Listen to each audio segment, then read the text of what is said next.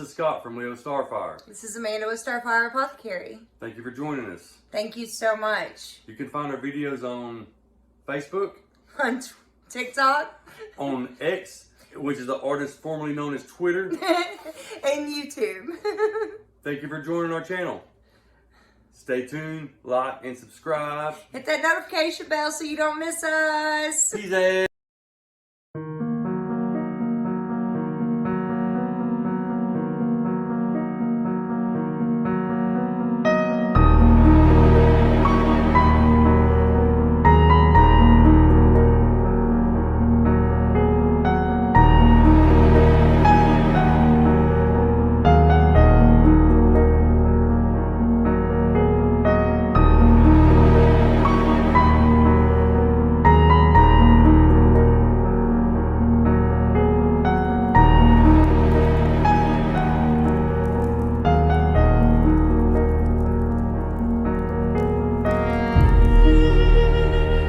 Santa Muerte translates to Holy Death. She is a Mexican folk saint. A lot of Christians pray to her, but the Catholic Church does not recognize her. She creates miracles for many people that follow her and pray to her. I'm not afraid of death because I know there's new life after that. What I fear is what's going to happen to my husband and to my kids after I'm gone. That's what bothers me about death. Santa Muerte is a big hug, and she loves you so much whether you realize you have her in your life or not. So, in the beginning, Santa Muerte came to me when my grandparents passed away. She actually came to me before they passed away. My grandfather passed first, and I had a dream, and she came to me in my dream and told me about a passing in my family. Hello, I'm Scott with Leo Starfire. I'm Amanda with Starfire Apothecary. And I'm Eshe with both. So we decided to make a video about the people on our Ofrenda, which are the people that we communicate the most with through spirit communication. And if you want to know what an ofrenda is, it's literally an altar for the deceased and those that have passed on to another realm. It's basically something represented by Santa Muerte and Mexican and Latin culture. And so we have that in the house, decorated like the Dia de los Muertos and all kinds of stuff with the, it's decorated behind us. But it stays up all year because they stay with us all year. Every time we do a spirit box, well, we don't do videos. Matter of fact, this is our first video, but we've been talking through the spirit box now for coming up on a year, and we have slowly built up our Ofrenda. We've got an army. We do. We have several people that we talk to, and we just wanted to introduce those people so when you see our spirit box videos, then you kind of have an idea of who we're talking to. Okay, so go ahead. The first person we'd like to talk about is Josh.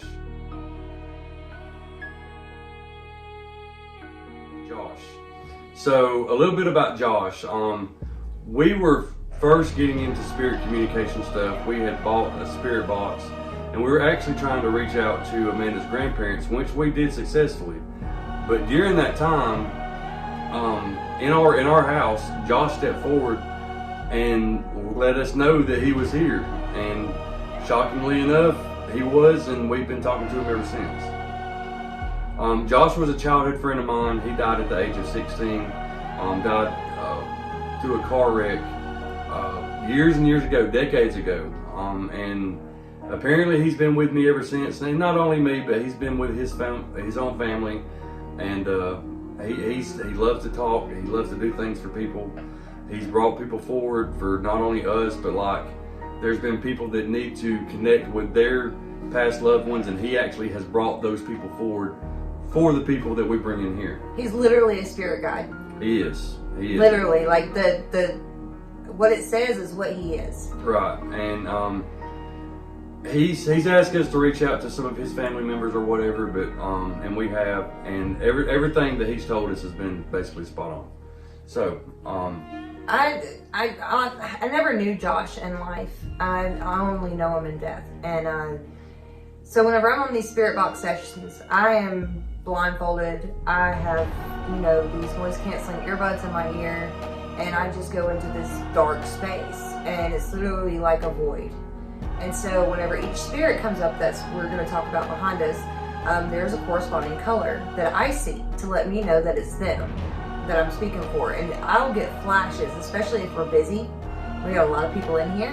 Then I'll get flashes of color for who's talking. So I have to listen back to the conversation, the whole conversation, so that way I can be able to tell what that person said. So, all right. So the next person. Oh, You want to say anything about Josh? I mean, he's a cool person, you know. He brings a lot of people through, and I like him for that. He's a really cool person. He is. Yes. All right. Well, now we're going to talk about my grandparents. The picture that you're seeing right now was taken like when they were dating, like so cute.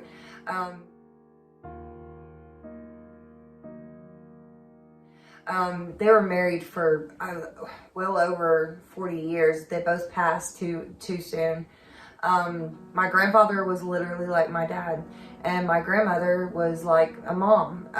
She was just amazing at everything that she taught me how to do, and same as my grandfather. I wish that my husband would have got to have known them. My grandfather passed away before me and Scott got together 21 years ago, 20 years ago. So we actually credit him for us getting together, because not very long after he passed, me and Amanda got together, and there was a lot of strange coincidences and things that went on, and as time moved on, we could realize maybe he's got a hand in this, because there's been several times when he talks through me, and it's crazy. But I mean, again, there's a lot of things that just blow our mind, and it seems unreal, but it can't be denied. It's for real. But anyway, back to your grandparents. Anything else? One fun fact about my grandfather is he was in the Navy, and so he was, dedicated military service person. My grandmother was a dedicated nurse that joined the military late in life. So if I can tell you anything about my grandmother, she's a very feisty spirit. Okay, so she comes across in death exactly how she came across in life. So if she seems pushy or forward, that's just her southern charm. So y'all just disregard. And I tell everybody too that Nini is like a mother figure to all of our spirits on the Ofrenda. A lot of times she'll get on to them, and they all seem to be in this agreement that they don't want to mess with our free will. So a lot of times when we start asking about the future, they don't really want to get too much into the future. My grandmother's like, stop it. And Nini will put the brakes on them, doing anything like that. And she'll get onto them. And we also have this thing called a REM pod that lights up when spirit is near and all this kind of stuff. Some of you may be familiar. And Nini hated loud noises. So when they start getting on the REM pod, Nini will literally get onto them and tell them to quit touching the REM pod, that she's fed up with them touching the REM pod. That's enough. Yeah. You don't know how many times I heard that when I was a kid. So I got to meet Nini, but I met her in her last days. She was not in great shape. We did get to meet. I was a pallbearer at her funeral. But that's not how they met. No. but Poppy, unfortunately, I never got to meet Poppy. But they are two great people. Me and Amanda have many things in common, but one of the things in common that we have is our grandparents were like parents to us. So that generation was just golden. All the people we know from that generation is just awesome people. Well, so the third people we're going to talk about is Papa and Mama Janice.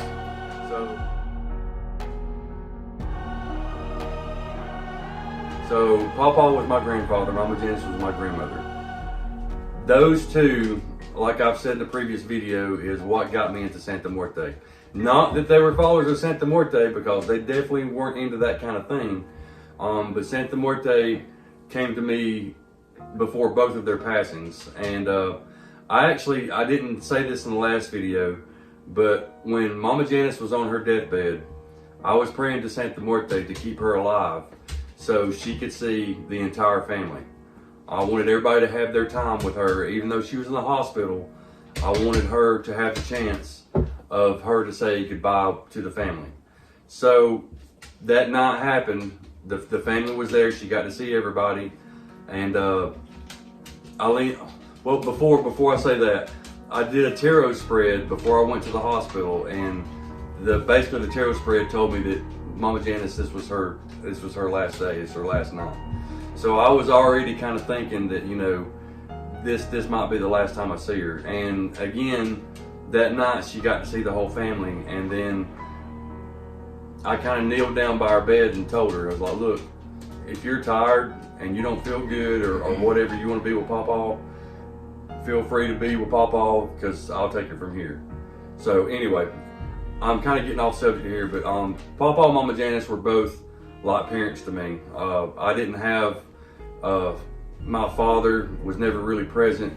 My mom, not really. We don't have anything nice to say. Yeah, then the estate thing went sideways, and that's a whole nother story too. Death brings out the worst in people. But anyway, so we've been to all of these people's graves too, by the way, and we've spoke to them at their grave, and Mama Janice and Pawpaw we've done the same thing with. Yeah. Anything you'd like to add? Well, so that summer that my grandfather passed away, I was really, really distraught. Like, I wasn't there for one, and I just took it really hard. It was really unexpected. It was just insane. And then he comes into my life again, and never gave me a second look before. And so this time he did, and then long story short, we ended up moving in together within the first week of being together. And he moved me into his grandparents' house, and the blessing in that was that I got a grandfather again. You know, my grandmother was still living, but she was a shell of herself because she had lost her person. And so I got these two jovial grandparents. You know, Pawpaw was just like my grandfather. They go fishing now. They do all kinds of stuff together. They are best friends in death. And I always told Scott that, you know, if my grandfather was still alive and your grandfather alive, we couldn't separate. They were both great men from a great generation.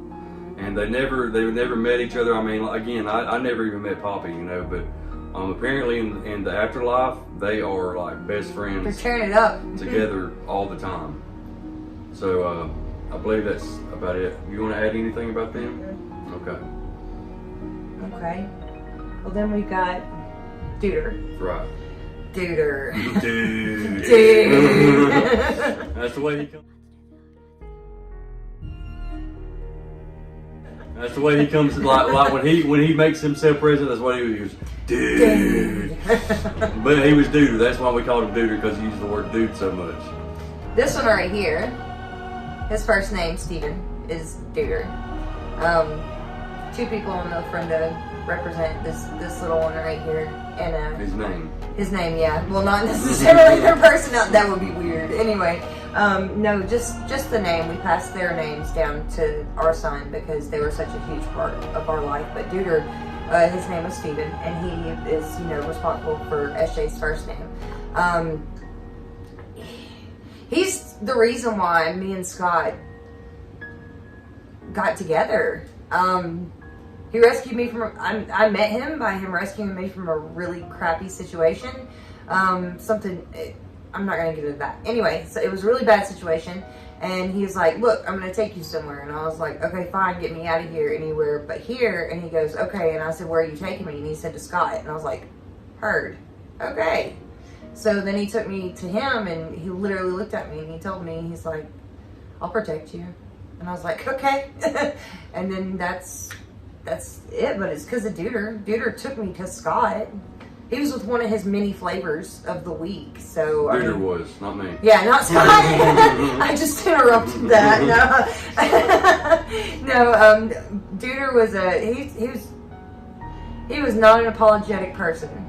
He just did what he did, and you had to deal with it or just move on. And so Deuter with me, like, of course, me and Deuter were friends before Amanda even came into the picture, and we had been friends for quite some time. Deuter stayed in trouble. We were a troublesome crowd, not just me and Deuter, but everybody we hung out with. We stayed doing illegal activities and it was a plethora of illegal activities.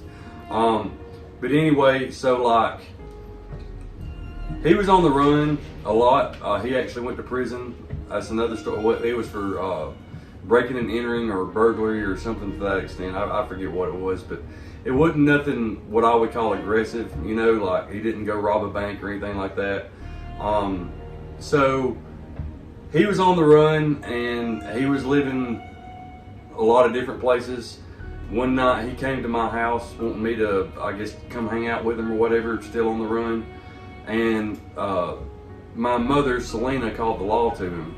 And the law, in which I didn't know she even did, I found this out later. But like, Duder ended up getting caught by the law and he went to prison. And the next thing I know, I got a lot of trouble and I turned to the church and was going to church. And I'm in church, like before the service or whatever. You know, I'm going around shaking hands, like, hey, how you doing, all this kind of stuff. And I turn around and me and Duder were like less than 4 feet apart. We made eye contact. It's like, what are you doing here, you know? So anyway, so we become close again or whatever. And then one last thing I'd like to add, that in the month of December, he came to us. I think it was the first week of December. Amanda cooked him dinner, him and Megan both. And he was sick. Yeah, he was sick. He was like bronchitis / pneumonia type stuff. And anyway, long story short, he kept going to the doctor. It went from like pneumonia to HIV. We found out he had HIV, and then found out he had AIDS, and then he had spinal meningitis. And spinal meningitis is what got him. So he was with us the first week of December, and then he passed away on December 30th. Me and Duder were like brothers. Like, not too many guys I trust. I definitely trusted him. He was a good man. Lots to say there, but I'm gonna just kind of cut it off there. So, but Duder also had a woman, and her name was Megan.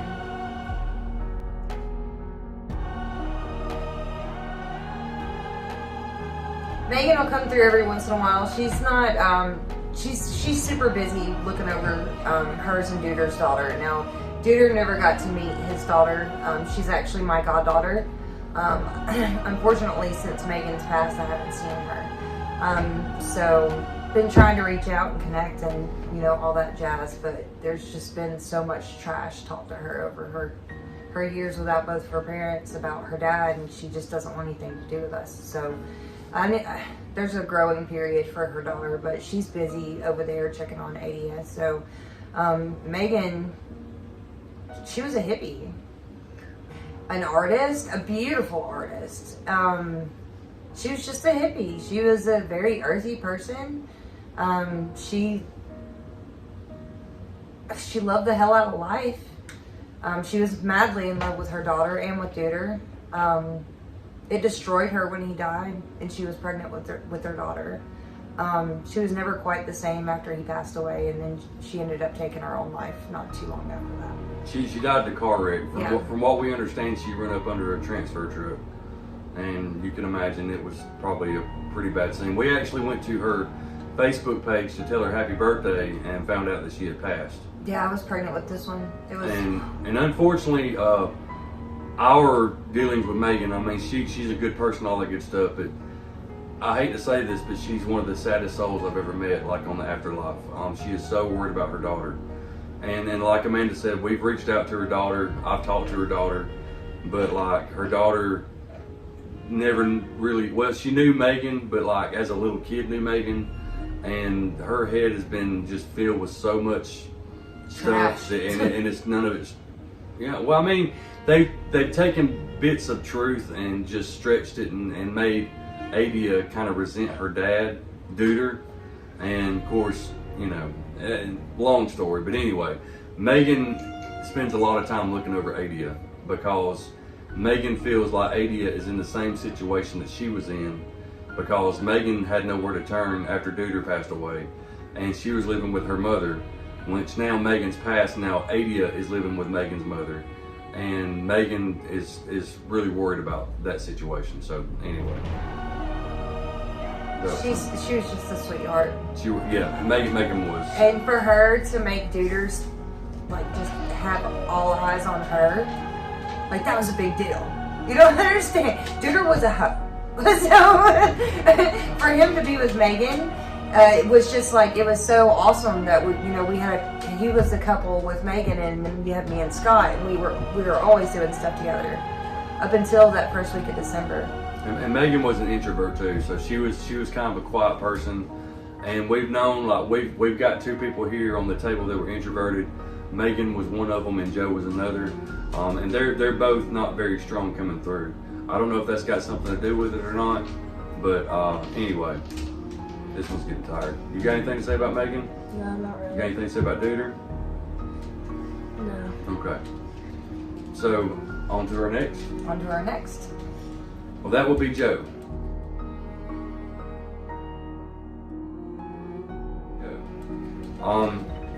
Joe was pretty close to us. What can I say about Joe? I didn't feel, I'm not trying to bash Joe at all. I didn't feel as close to Joe as I did the rest of everybody else. Now, having said that, me and Joe were very close, but like, these people, Duder and Josh and Nene and Pop, like, we were inseparable, you know? Joe was kind of in and out of our lives. But when he was in our lives, he was very close to us. And when he died, he was very close to us. He had a lot of different things going on. He was a very emotional person. Some might even call him an emo, you know? I mean, but like, he had his own flavor, his own style, and he rocked that crap too. He did. So he's the type to show up in a top hat with a freaking cane and just take over the whole room. Literally, like, he would wear that. Or he'd dye his hair like electric blue, yeah, and then like spike it up on one side and straighten it up. I mean, he had this crazy style, and like nobody else could do it, but Joe could pull it off. And before he passed away, he actually got his real estate license, so he was going to be a real estate agent. It went to hell, you know, really due to drugs and people he hung out with, which was not us, you know, he was with somebody else. But Joe's an awesome person. He's come through. He also has a daughter that he looks over. He has a past lover that he looks over as well. We've spoken, we've spoken to both of them as well. And that's something else. Like, a lot of these people that's on the other side, they give us messages to give to people on this side. So then we go to give the messages to those people, and a lot of times they're already expecting it, or they already know they felt the loved ones that's passed around them. So then when we go to give them a message, most of them are pretty accepting. There's been one. It was his wife, or his ex-wife. Yeah. She's like, waiting on you. Right. I was wondering when that was going to happen. Joe was good people, you know. He made some bad choices, but you know, it's like I tell everybody, we've all made bad choices. You could take the worst things about me and tell it to somebody, and they go, man, that dude, he's not a good person. But I mean, you know, there's more to it than that. But Joe was a really good friend to us, and he still is, and he still comes through. And Joe, just like everybody else, his main concern is his family. He's talked about his ex-wife. He's talked about his daughter. He's talked about his dad and his mom. His sister. Yeah, his sister. And again, all these people talk about their families, you know, and it seems like, you know, when you go to the other side, that's really what you're worried about, is people that are still on this side, the living people, you know. And Amanda actually talked about that in her last video. Like, if she passes, she would be worried about the people that were here. That's pretty much what happens. You know, you look over the ones that you had to leave on, you know, on this side of life. So anyway, well, I hope sums up our Ofrenda. This may end up being the complete video. I'm not sure. We've got some spirit box stuff that I said this in the last video, but we're about to get on this stuff. We've got Samhain. I'd love to make a Samhain video. We've got spirit communication videos that I've made in the past. We may be releasing them on Leo Starfire and possibly Starfire Apothecary. And so anyway, so there's a little bit about the people that we talk to and communicate through the Ofrenda. And actually, there's more. Oh yeah. We make an honorable mention, like Miss Rui. Yeah, my great grandmother. Mr. Bill. This woman came through on the spirit box at her graveside and gave me the recipe, the missing ingredients to a soup that I love that she made. It's called rabbit stew, and no, it doesn't have any rabbit in it. It's what rabbits would eat, so like green beans and tomatoes, and I was missing 2 ingredients. And she come through and told me all of them, and then I listened back to it and I was like, holy crap. So I came home and I made it with some cornbread that night. It was so good. So let me recap this, all right? We were at the cemetery doing the spirit box session. Miss Ruby comes through, gives her the missing ingredients to her recipe. We come home, she makes it, and holy shit, that was it.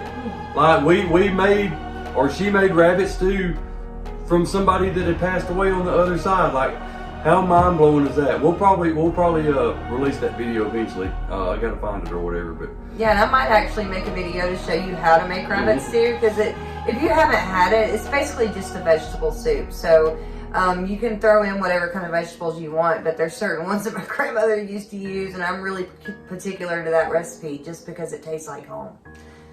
So. And then maybe 2 more. Granny Mose, which is my great grandmother, she's come through. And we went to her grave after she came through here first, and then we paid her a visit to her grave. And then just the other day, Dallas, her son, came through, which Dallas is on the other side too, and he came through. So it's like our family continuously comes through and talks to us, and they're with us, and it's just it's an amazing thing. And again, this is not just limited to these people. Like we've had, you know, people that's trying to connect to other people on the other side. They come here and want to connect, and usually we go to Josh.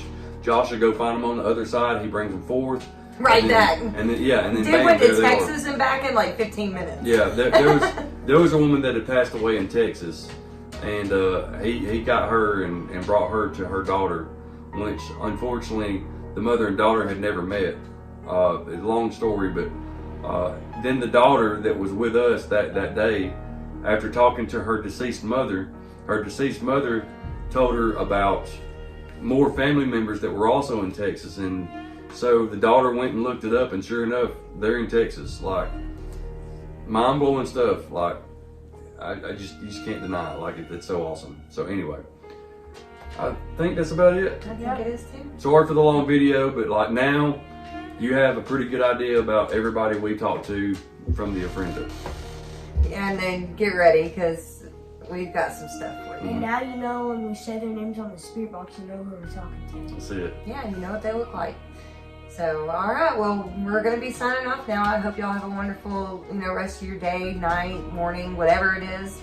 And just holler at us if you have any questions about anything. Yeah, We'd love always. some commentary on some of our videos if you wouldn't mind. Maybe to let us know some topics that you'd like us to discuss, because we are pagan. And we've raised him pagan as well. He believes in what he wants to believe in. We don't stipulate what he has to do. He chooses it. So there's a lot of adventures that will go on together, as far as just different events that we're going to be at, and celebrations that we're going to do. Samhain's just right around the corner as well. And then you have Dia de los Muertos, and then that's the 1st of November. And so we could do videos on all this stuff, It's just, for us, it's finding the time to do it, because we're a very busy family. So we're going to be dropping some videos here pretty soon. The next one I would pretty much put money on is going to be spirit communication. Yeah. And then hopefully a Samhain video sometime pretty near too. So. Y'all just let us know though. All right, well, we'll talk to you later. Blessed be. Bye. Blessed be.